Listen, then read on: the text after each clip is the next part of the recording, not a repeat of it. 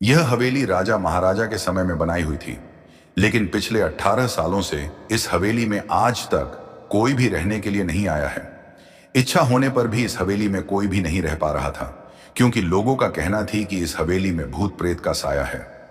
जब अजीत सिंह को इस हवेली के बारे में पता चला, तो उसने तय किया कि वो इस रहस्य को जानकर ही रहेगा, क्यों लोग इस हवेली में नहीं रह पा रहे हैं। उसने मजबूत इच्छा शक्ति से हवेली में रहने की पूरी तैयारी कर ली।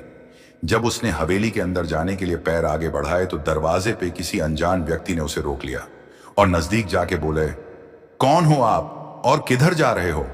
अजित सिंह ने जवाब देने के बजाय उसने सामने सवाल किया, जी आप कौन?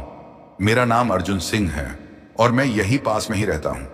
अजित सिंह ने कहा, ओह अच्छा, मैंने सुना है कि यह एक भूतिया हवेली है और यहां कोई नहीं आ पाता है, इसीलिए मैं इस हवेली में एक दिन रुकने का फैसला किया है। अर्जुन सिंह ने कहा, जी हां, आपने सही सुना है और आप भी अंदर मत जाइए। मेरी मां ने तो आप भी वापस लौट जाइए, यहां बहुत खतरा है। यह सुनकर अजीत सिंह खुश हो गया, जैसे उन्हें कोई लॉटरी लग गई हो। अर्जुन ने उसकी खुशी को देखकर बोला, आप क्यों खुश हो रहे हो? आपको तो भूत का नाम सुनकर डर लगना चाहिए। शायद आपको पता नहीं होगा कि मैं भूत प्रेत में काफी दिलचस्पी रखता हूं।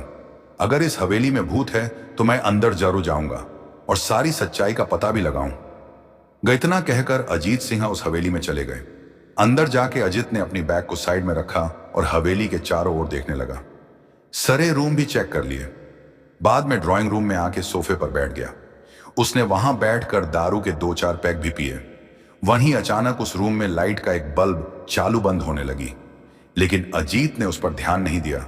थोड़ी देर बाद दूसरा बल्ब चालू बंद होने लगा, फिर तो हवेली की सारे लाइट चालू बंद होने लगी।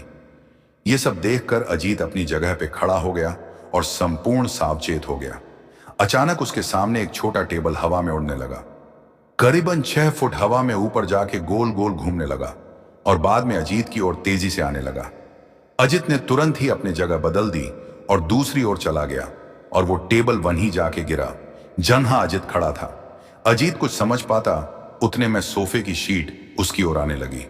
वो जल्द खड़ा हो गया और छलांग लगा के दूसरी ओर कूद गया, जिसके कारण सोफा दीवार को टकराया और अजीत बच गया।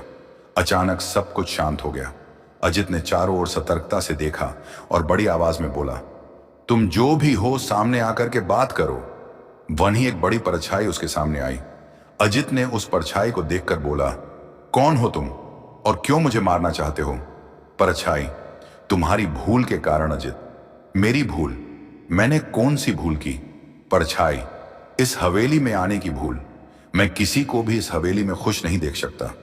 अजित, लेकिन क्यों? वो परछाई ने जवाब दिया, आज से 18 साल पहले इस हवेली के मालिक ने मुझे यहीं पे ही मार डाला था। मेरी कोई गलती भी नहीं थी। इस कारण की वजह से मेरी आत्मा इस हवेली में भटकती रहती है। मैं किसी को भी इस हवेली में नहीं रहने दूंगा, क्योंकि इस हवेली में मेरा खून हुआ था। इस हवेली में जो भी रहने के लिए आएगा उसकी मौत होगी। अजित ने कहा, मैं तुम्हें अपने असली रूप में देखना चाहता हूं। तुम्हें मारने से पहले मैं तेरी यह इच्छा अवश्य पूरी करूंगा। और उस परछाई ने एक भयानक दरमियाना रूप ले लिया। उसका चेहरा इतना भयानक था कि अजीत भी एक क्षण के लिए डर गया था, लेकिन तीसरी ही क्षण में उसने अपने आप पर काबू पा लिया। बाद में इसने अपनी जेब में से सफेद पाउडर निकाला और उस भूत के पर फेंक दिया।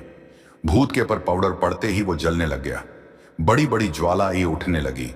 वो बहुत जोर जोर से चिल्लाने लगा और बाद में पूरी तरह से जल गया। उसके बाद अजीत ने चैन से सांस लिया और वहीं पर सो गया। दूसरे दिन सुबह जब अजीत को सही सलामत हवेली से बाहर आते देख अर्जुन को आश्चर्य हुआ।